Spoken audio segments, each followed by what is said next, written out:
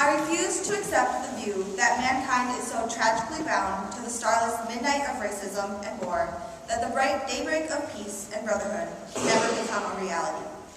I believe that unarmed truth and unconditional love will have the final word.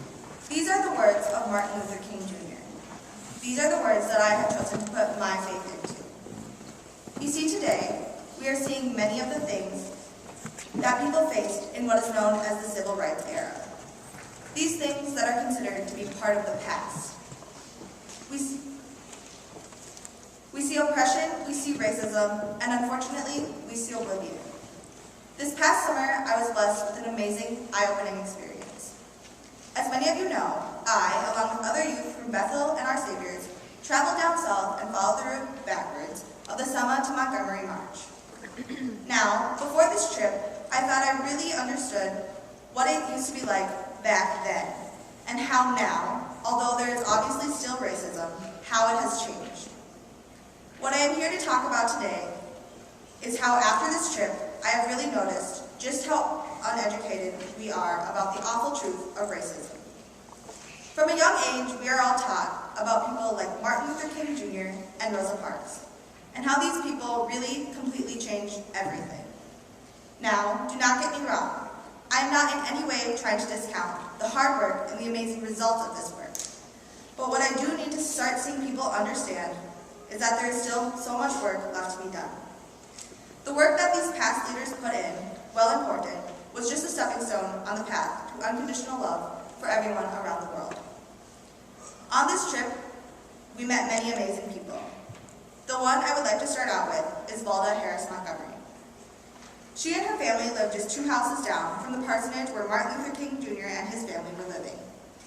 At the time, she did not realize just how incredible that was. She recalled many meetings in her upstairs area of the home, people coming in constantly to strategize. For her, this was everyday, normal life stuff. But take a second. Imagine, maybe not every day, but many days of your life, having people come to your home to think of a plan so that the people in your community could finally feel accepted.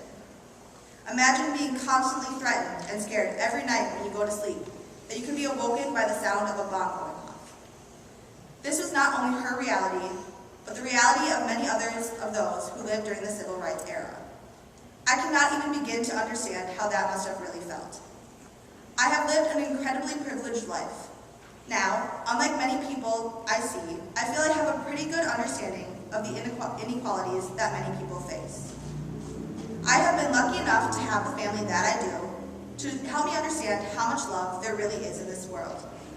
With learning this from them, I feel that I need to help others understand that love is so much more powerful and so much more worthy of our time than hate. After hearing stories like those of Valda, I find it so hard to believe that they have any positive view of the people in this world. But through talking with her and others on this trip, I have been truly inspired by just how much faith they have. I do not remember meeting anyone on this trip who said anything along the lines of thinking we are doomed as a society or that we are incapable of change.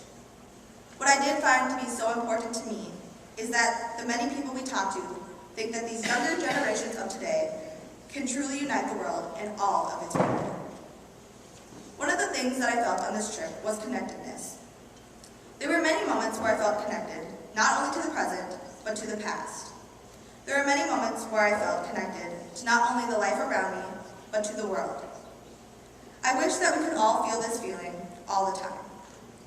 When we got to walk across the Edmund Pettus Bridge, I felt a sense of walking with a purpose. As I imagine, the people who walked this bridge in the beginning of the march from Selma to Montgomery felt in a much greater sense. I felt like everyone from the 21st century were all there with us. We were all there as a connective unit. Now, I know, and I did know, that this is not reality. But it is something I truly believe can be. From talking with so many different people on this trip, I learned that if you can get a group together and work for one common goal, so much can be accomplished. The fight that these foot soldiers were fighting is not far off from the fight we are fighting today. A fight for love and equality for all. When I think about my life as a Christian, one of the things I value most is making sure everyone feels and knows that they are loved. What I have seen to be blocking the world and all of its people from this is the lack of acceptance, and I think this comes from the lack of understanding, and a lack of really listening to one another. When I recently listened to the song, Waiting on the World to Change, these lyrics really stood out to me. And when you trust your television, what you see is what you've got, because when they own the information, they can bend it all they want. Something I think everyone needs to work on is to take time and slow down. Take time to slow down and think about the things you hear. Think about the things you read. How one interprets or tells a story is very different from the next. What I am trying to do is start really listening to what people are telling me, and what the message they are trying to get across.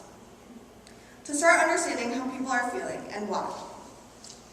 What I have seen a lot with racial divides is people not listening to and acknowledging what others are saying and how they are feeling.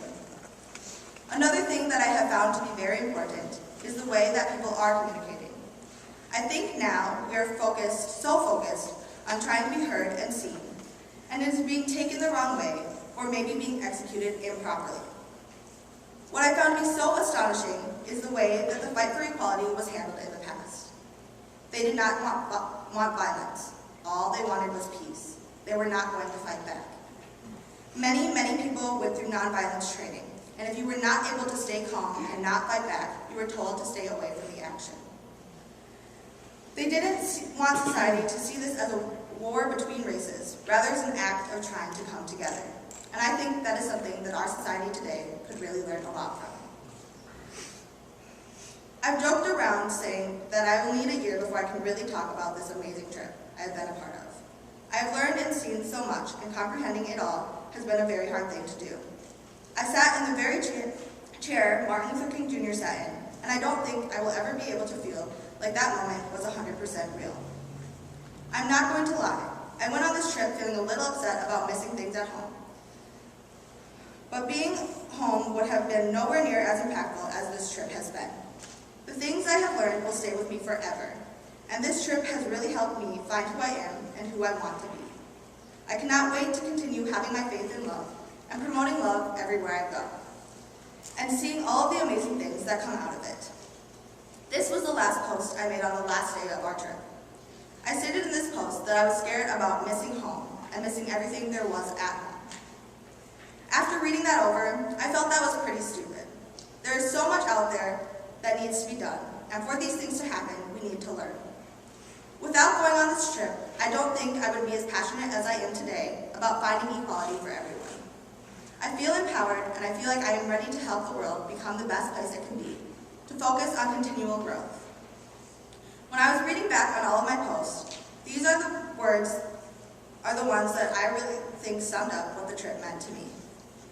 All of the hate we see is nowhere near as powerful as love. If we come to love ourselves and everyone around us, life would be so much easier.